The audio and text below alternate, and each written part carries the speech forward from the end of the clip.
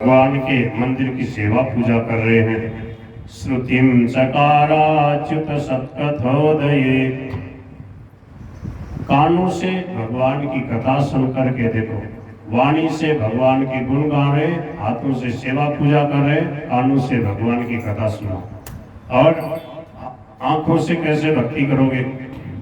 मुकुंद लिंगालय दर्शने दृशौ तदवृत्ति गात्र स्पर्शंग संगमम,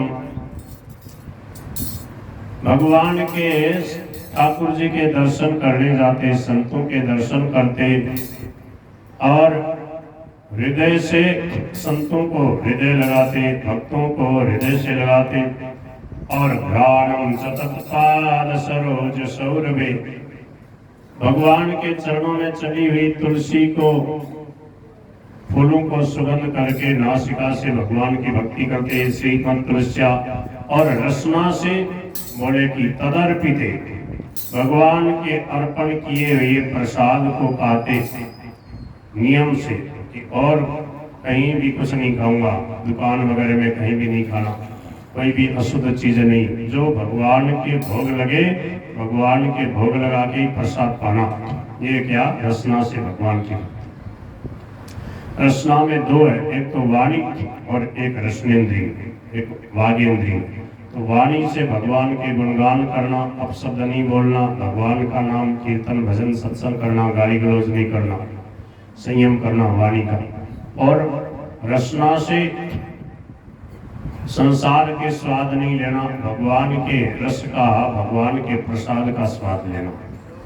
पादौ हरेर क्षेत्र पदानुसर्पणे, चरणों से कैसे भक्ति होगी, पैरों से, बोले पैरों से चल करके भगवान के मंदिर में, ठाकुर जी के तीर्थ स्थलों में, देवालयों में जाते।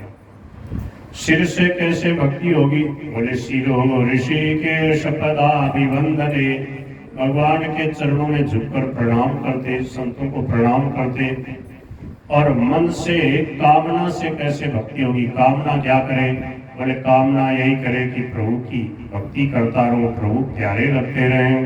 कामं सदासे न तु काम कामयात् यथोत्तम श्लोक जनाश्रयारति, ऐसी भगवान की भक्ति करते अमरीश जी महाराज।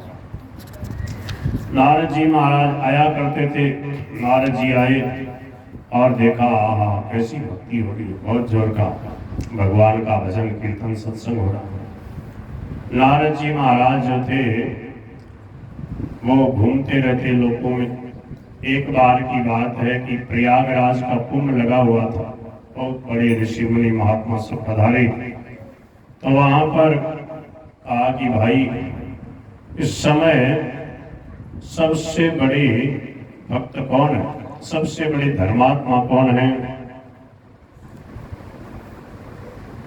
मकर संक्रांति के समय ऐसा लिखा है। दुर्वासा जी ने तीर्थराज प्रयाग में मकर संक्रांति के समय संत समाज के बीच नारद जी के द्वारा अमरीश जी महाराज की बड़ी बड़ाई सुनी। अमरीश जी महाराज श्री नारद जी के कृपा पात्र थे। दुर्वासा जी को ऐसा लगा कि मानो ये शिष्य होने के नाते राजा की तो इतनी बड़ाई कर रहे हो, और हम बाबा जी जटा बढ़ा रखे, हमने भी तो तपस्या करी, हमारी बड़ाई करी नहीं। तो वहां से उठकर चल दिए।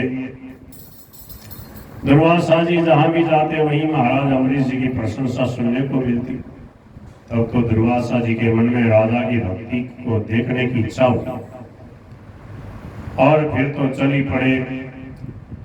उन दिनों महाराज अमरीश अपनी धर्मशिला पत्नी के सहित भगवान श्री कृष्ण की प्रसन्नता के लिए 1 वर्ष तक द्वादशी प्रधान एकादशी का व्रत करने का नियम लेकर विधि पूर्वक व्रत कर रहे थे।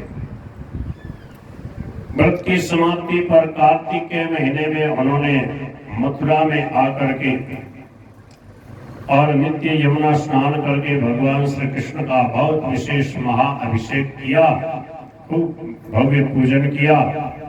शुक्ल पक्ष की प्रबोधनी एकादशी को निर्जल व्रत करके विधि पूर्वक रात्रि में जागरण किया।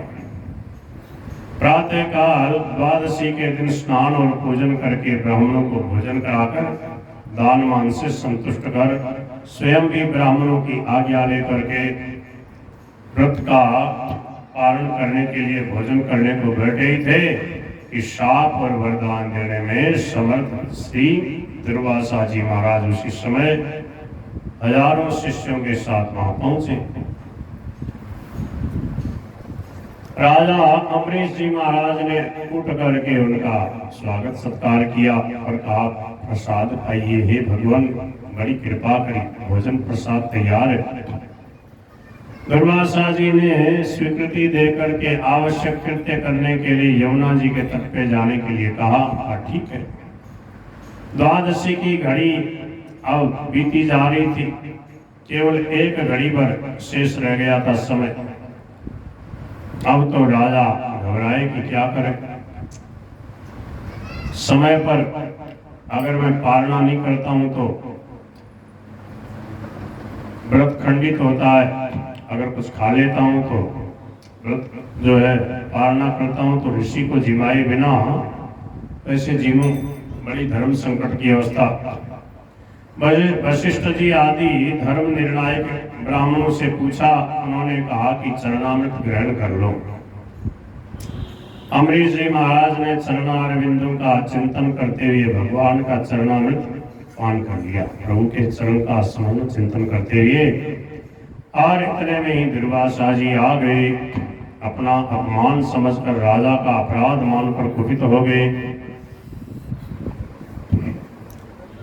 अब क्या हुआ देखो, इसमें गणेश दास जी महाराज कहते थे, राजेंद्र दास जी के गुरु जी की अम्बरीश जी महाराज को भस्म करने के लिए उन्होंने कृत्या राक्षसी प्रकट करी, अपनी जटा उखाड़ करके पटकी और कहा इसको भस्म करो। परंतु भगवान के जो प्रेमी भक्त होते हैं वो पूर्ण निर्भय होते हैं, वो ये देखते हैं कि सब परिस्थिति में भगवान का मंगल में विधान है, भगवान है।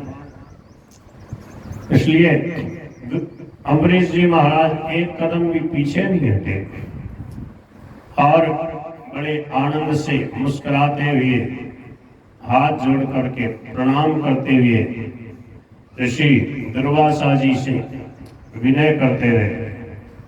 परंतु दुर्वासा जी क्रोध में थे और उन्होंने उनके ऊपर कृत्या का प्रयोग किया। भक्तों की मदद भगवान करा सुन भाई, भक्तों का बुरा जो करे कत्ल हो जाई। उसी समय चक्रराज सुदर्शन जी प्रकट हो गए। ये बात हमने सुनी थी बचपन में, किसी कल्याण में संभवतः पढ़ी थी हमने कि भक्त के, सच्चे भक्त के मस्तक पे भगवान का सुदर्शन चक्र मंडराता रहता, गुप्त रूप से रहता है। और जैसे ही कोई भक्त के ऊपर परेशानी होती है, कोई संकट आता है, तो सुदर्शन चक्र जो है किसी न किसी रूप में आकर के भक्त की रक्षा करता है, सेवा के लिए तैयार रहता है।